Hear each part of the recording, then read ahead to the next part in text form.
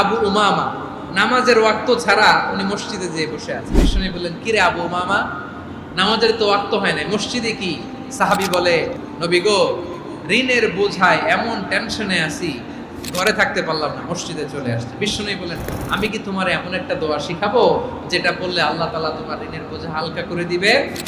আবু উমামা বললেন, ইয়া রাসূলুল্লাহ, অবশ্যই শিখাবেন। বিষ্ণু বললেন, তাহলে তুমি পড়বা, আল্লাহুম্মা ইন্নী আউযু বিকা মিনাল হাম্মি ওয়াল হাযান ওয়া আউযু বিকা মিনাল জুবনি ওয়াল বুখল ওয়া আউযু বিকা মিন গালাবাতিদ দাইনি ওয়া কাহরির রিজাল।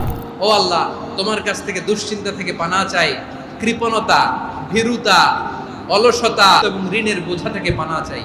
এই দোয়াটা যখন বিষ্ণুনবী শিখাই দিলেন, আবু উমামা বারবার এই দোয়া পড়ে। আবু উমামা বলে, এই দোয়া আমি পড়তে লাগলাম। কিছুদিন পরে দেখা গেল বিষ্ণুনবীর শেখানো এই দোয়ার বদৌলতে আল্লাহ তাআলা আমার সব ঋণ